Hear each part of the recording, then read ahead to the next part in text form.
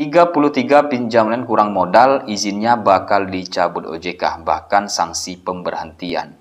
Banyak yang nanya, Bang, apa saja daftar 33 pinjol yang diberi sanksi? Oke, jangan di skip, kita bahas sama-sama informasinya seperti apa.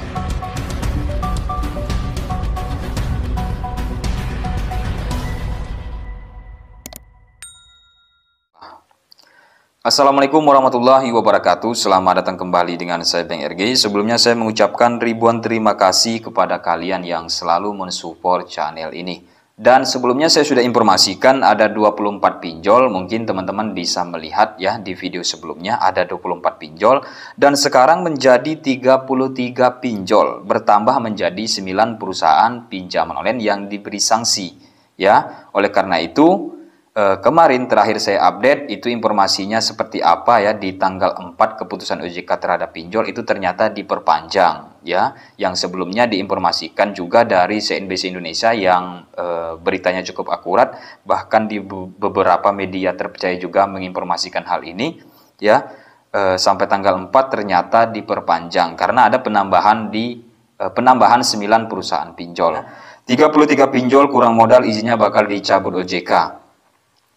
Otoritas Jasa Keuangan OJK menginformasikan terdapat 33 pinjaman pinjol alias fintech peer-to-peer lending yang belum memenuhi ketentuan ekuitas minimal 2,5 miliar hingga Mei 2023. Ini beberapa bulan yang lalu ya, diberi waktu juga hingga Mei 2023. OJK telah minta action plan ketentuan minimal pada P2P dan memonitornya. Bagi penyelenggara P2P yang tidak bisa memenuhi ketentuan akan dilakukan langkah pengawasan. Dalam konferensi pers Rapan Dewan Komisioner OJK Juni 2023 Selasa 4 Juli ini tanggal 4 bulan 7 2023. Sementara terkait pemenuhan ekuitas untuk perusahaan pembiayaan masih ada 8 multifinance. Ini untuk perusahaan pembiayaan ya. Kita lanjut di bawah. Patut diketahui 2 bulan lagi pelaku fintech P2P lending atau pinjaman pinjol wajib memenuhi kebijakan ekuitas minimum fintech P2P lending berdasarkan POJK 10/2022 yaitu sebesar 2,5 miliar. Direktur Pengawas Direktorat Pengaturan Perizinan dan Pengawasan Finansial Teknologi Otoritas Jasa Keuangan, Tris Yulianta mengatakan kebijakan ini baru akan berlaku mulai per Juli 2023. Jadi di tanggal 4 kemarin mulai berlakunya ya. Di sini informasinya 2 bulan ke depan, tapi nggak ada informasi batas tanggal ya, nggak ada. Jadi informasinya hanya 2 bulan ke depan dari tanggal 4 Juli. Ia pun menghimbau bagi penyelenggara yang belum memenuhi modal, pengawas telah meminta action plan pemenuhan ekuitas kepada penyelenggara tersebut dan dilakukan monitoring secara berkelanjutan. Bila pengusaha pinjol tidak dapat memenuhi ketentuan ekuitas minimum sampai dengan tenggat waktu yang telah ditetapkan, maka OJK akan mengenakan sanksi administratif hingga pemberhentian operasi. Dapat berupa peringatan tertulis, pembatasan kegiatan usaha, dan atau pencabutan usaha. Pengenaan sanksi tersebut juga telah diatur dalam POJK 10/2022 dengan adanya pentahapan ya. Jadi jelas di sini dimulai dari tanggal 4 Juli ya. Beberapa minggu yang lalu informasinya. Jadi diberikan kesempatan 2 bulan ke depan.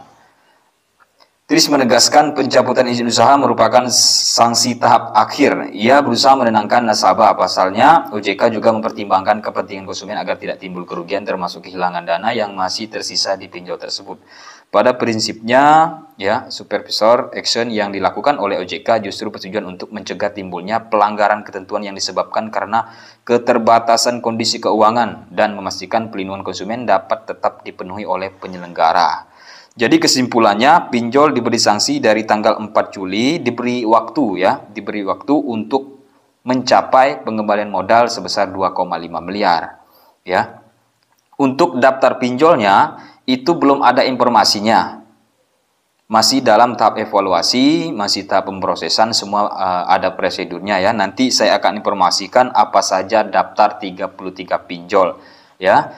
Jadi untuk 24 pinjolnya sudah saya informasikan apa saja pinjolnya di beberapa video yang lalu. Bisa teman-teman lihat atau lihat di atas ini ya.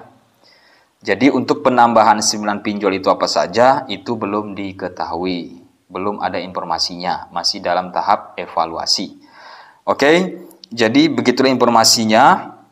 dari CNBC Indonesia, teman-teman bisa melihat di beberapa media terpercaya informasinya. Jadi saya sangat berharap kepada teman-teman yang masih saat ini yang masih di teror DC, ya, yang masih takut dengan DC, yang mungkin masih down, depresi, dan ada lagi pinjol-pinjol legal yang melanggar aturan, yang menghubungi daftar kontak, yang menteror ke tempat kerja, ya. Jangan panik, silahkan ya kirim balik ke DC-nya jika ada memuat pengancaman. Saya akan laporkan ke pihak yang berwajib, ya.